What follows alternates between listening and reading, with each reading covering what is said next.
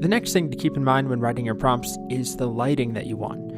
So this can make a really huge difference, honestly, not just with photorealistic images, but any sort of image, even just a 3D render. The lighting that you choose can drastically influence the end result. I don't know if you've ever tried taking photos. Well, I assume you've tried taking photos on your phone, but with a fancy camera, the camera can make a lot of difference, but what makes things really look good is when you have good lighting. A camera only goes so far, and the same is true of Midjourney. Now, it will add some nice lighting and make things look good by default, but you can control it. You can do things like, say, soft lighting, neon lighting, spotlight, harsh lighting, golden hour lighting. So golden hour is that nice half an hour or so right before sunset when the sun is still up and everything gets kind of golden. But you can also do directional lighting. You can do colored lighting. So let's take a look at some examples. Why don't we do an imagine here? What should our prompt be? How about alien in armchair? And then let's do soft lighting. And then let's do movie lighting. And then let's do one more example. How about golden hour?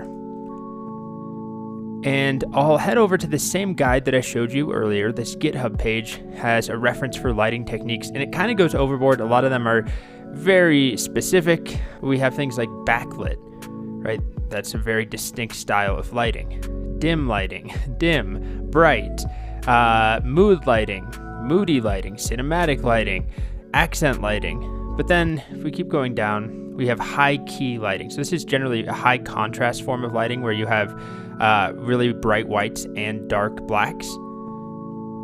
What else do we have? Up lighting and down lighting. So where the lights basically are located. Let's keep going down. We've got concert lighting, light pollution, but then specific types of light. So flood lighting versus spot lighting.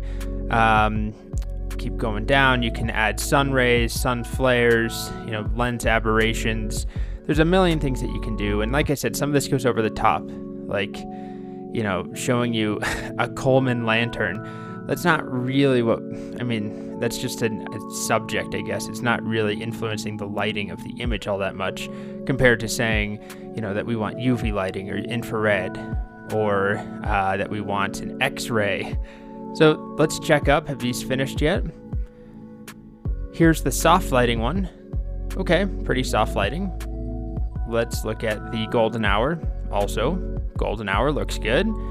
Let's run this again with this time.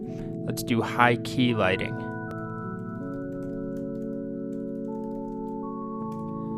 And then back on this GitHub page, we have things around shadows, if you want shadows, if you want ray trace shadows. These are all just examples too, right? None of this is built into Midjourney. These are just different types of lighting that you can think about. Let's try a more specific example. Let's say lit from top left and see if it can figure that out. And then let's do one more. How about neon lighting? So here's our high key lighting. This is that very high contrast form of lighting where you get the dark darks, the bright whites, and you can see that it's showing up here. And we could also tell it to be black and white, right? That's not really the type of lighting, but that'd be a stylistic choice. You can say black and white, high key. Here's the beautiful neon lighting. Looks pretty neat. And did the movie lighting ever finish? Here's movie lighting, and that does in fact look like a movie. You'll also see though, by putting the word movie in there, it also impacts the alien itself. It's not just the lighting, although this does look very cinematic. The actual alien looks like a movie alien, I guess I would say, compared to some of these earlier examples. It still looks like something from a movie, but it's more stylized here. This looks like something that, is almost more of a horror thing. So just keep that in mind. By putting that word movie in there, we're introducing a lot of other stuff into the world of all the possibilities that Midjourney can pick from. Alien is one thing. Movie plus alien is another thing. It's not necessarily going to pick out movie and alien or movie and lighting and only use movie in that context. It will use all of the words that we put in here. So it might have been better to do studio lighting instead of movie lighting, but we're still getting that example. Okay, so here's lighting from the top left. It's not perfect. I mean, this one is definitely getting lit from the top left. This one is from the top left. This one is lit from the top right. So, you can control some of this, but it's not always perfect, as we already have experienced. And if we go to the community feed, let's just sort by top. I'll zoom in. You'll see that a lot of them incorporate lighting. So, well, not that one. That one's a very simple prompt. But this one here, if we look at the prompt, what do we have? Cinematic, soft, studio lighting, backlighting. So just one example. This one I imagine says something about soft or candle lighting or something like that. Let's see. Ethereal candle light. Amazing natural light. And let's see if we can find one more with some lighting. I mean, this one probably will mention something about lighting. Photography lighting, professional lighting. So a lot of people incorporate lighting into their prompts. Not always necessary. If you're trying to do something like this here, probably don't need to specify the lighting as, cinematic or spotlit or something when it's a more highly stylized or something that's non-photographic. But even something like this, you could specify that, yeah, it does specify the lighting actually. This little render of a fuzzy, plump, round, confused yellow parakeet.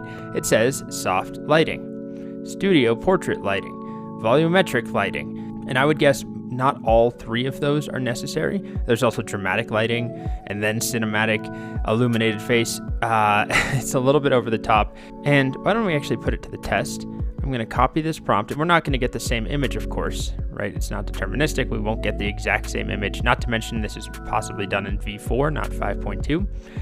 But if we use the new command shorten, and I tell it, here's the original prompt, I'd like you to tell me how much of this is actually necessary. Here's what it says. The important things are macro, soft, fuzzy, blue background, portrait lighting. So yeah, it's crossing out volumetric lighting. That was lighting is already repeated a bunch of times. Illuminated, and then many other words, right? Style, ultra, 8K, cinematic.